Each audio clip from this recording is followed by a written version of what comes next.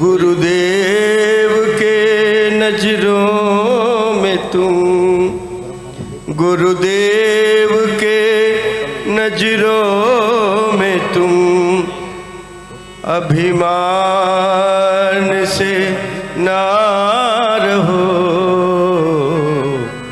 चरणों में सिर झुका के तुम बलिदान मेरे मन जयो जयो रे मनवा गुरु के चरण में, गुरु के शरण में जयो रे मनवा रहो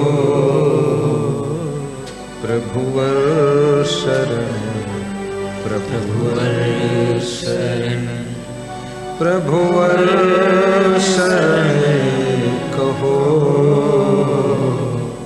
प्रभुवर शरण, प्रभुवर शरण कहो, प्रभुवर शरण कहो। जिस मान में सम्मान में अपमान में रहो। कभी आपका कोई अपमान करे दुखी ना हो। देखने में लगता है कि आपका अपमान कर रहा है, नहीं नहीं, वो अपने अपमान की तैयारी कर रहा है, उसका खुद का अपमान। क्योंकि इस संसार में जो तुम बांटते हो, जो तुम खेत में बोते हो, वही फसल तुमको काटने को मिलती है। दाता बनकर जियो तो कुदरत तुमको इतना देगी, जीवन भर देते रहोगे, फिर भी जब देखोगे तो झोली भरी मिलेगी, झोली भरी मिलेगी।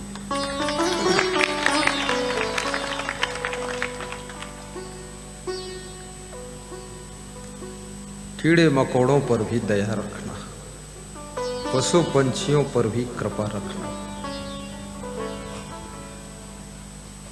दया सिंधु बनो, कृपा के सागर बनो,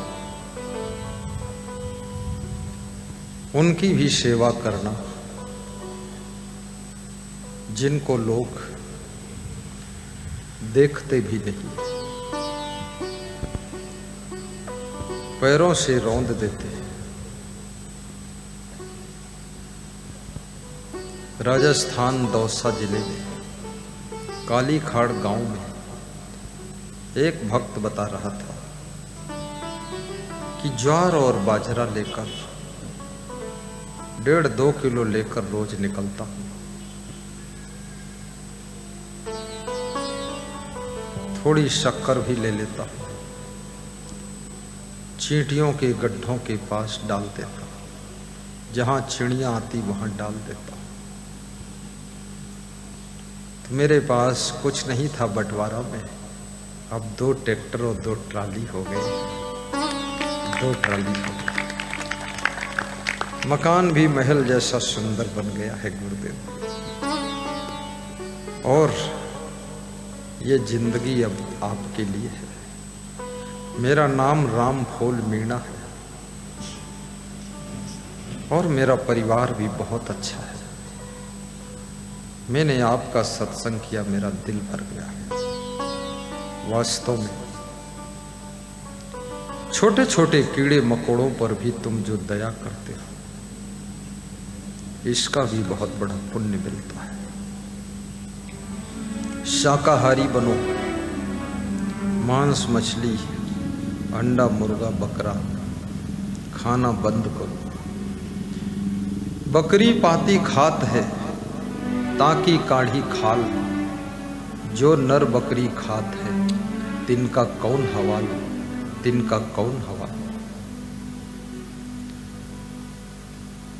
पूर्व राष्ट्रपति रामनाथ कोविंद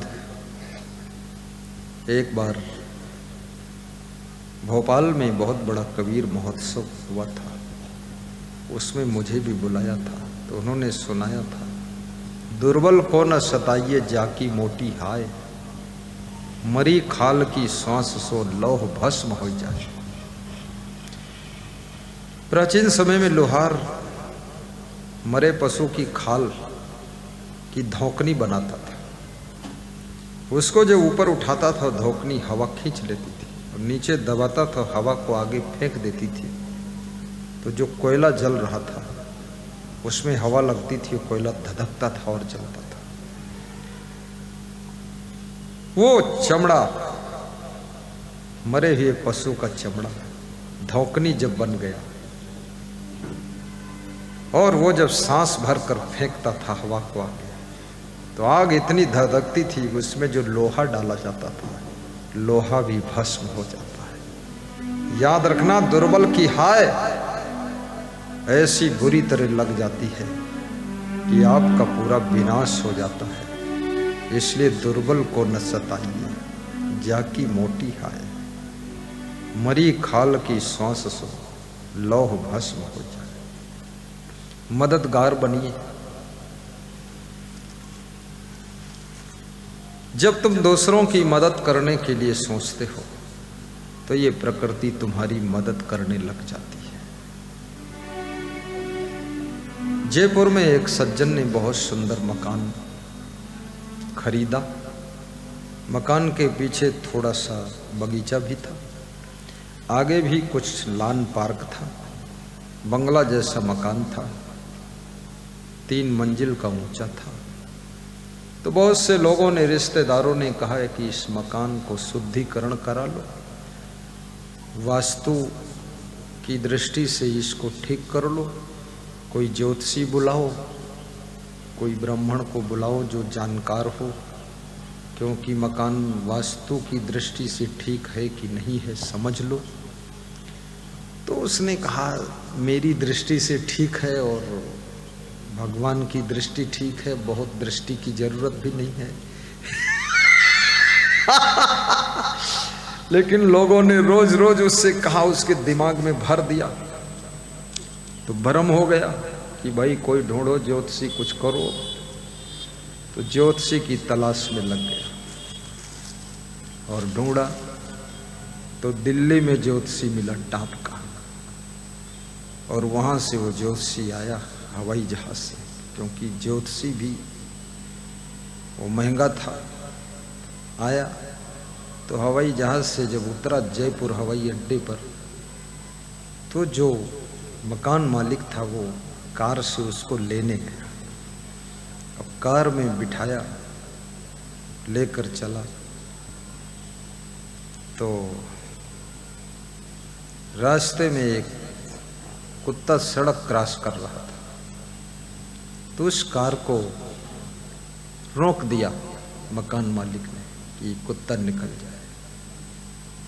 और पीछे बैठा है वो ज्योतिषी, वास्तु विशेषज्ञ, वो सब देख रहा है ये हो क्या रहा। फिर आगे कार बढ़ी तो कोई गाय का बछड़ा कूद कर आ गया, तो उसने कार रोका, बछड़ा हट नहीं रहा था तो उसको प्रेम से हटाया, सड़क के उस पार किया, फिर कार स्टार्ट करके चला। धीरे धीरे कार घर पहुंची। तो द्वार पर जब कार पहुंची तो बहुत से बच्चे बाउंड्री कूद कूद कर भागे। पीछे जो बगीचा था उसमें पके पके आम लगे थे, तो पड़ोसियों के बच्चे आए थे, चढ़कर तोड़ रहे थे। जब कार आ गई मकान मालिक की तो वो डर गए, सब भागे। तो वो कार को थोड़ी देर खड़ी रखा और थोड़ी देर बाद उतरा और अंदर गया।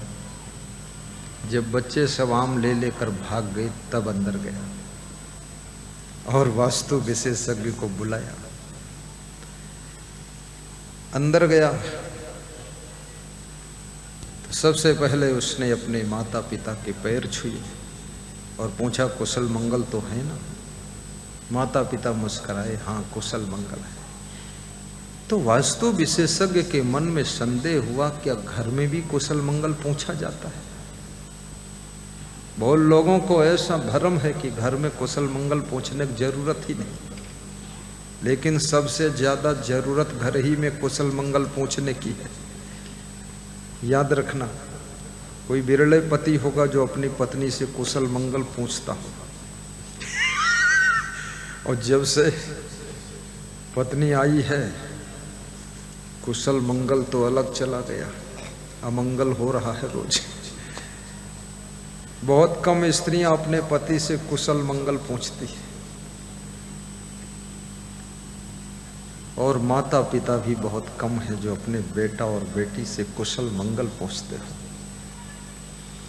मैं अपने साधुओं से कुशल मंगल पूछे, और जब व्यक्ति ये एहसास करता मेरी फिक्र कोई करने वाला है तो उसका मन प्रफुल्लता से भर जाता है, प्रसन्नता से भर जाता है।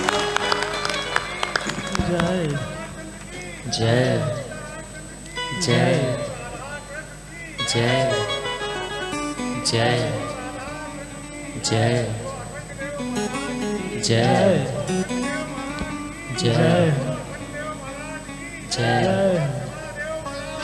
जय जय जय।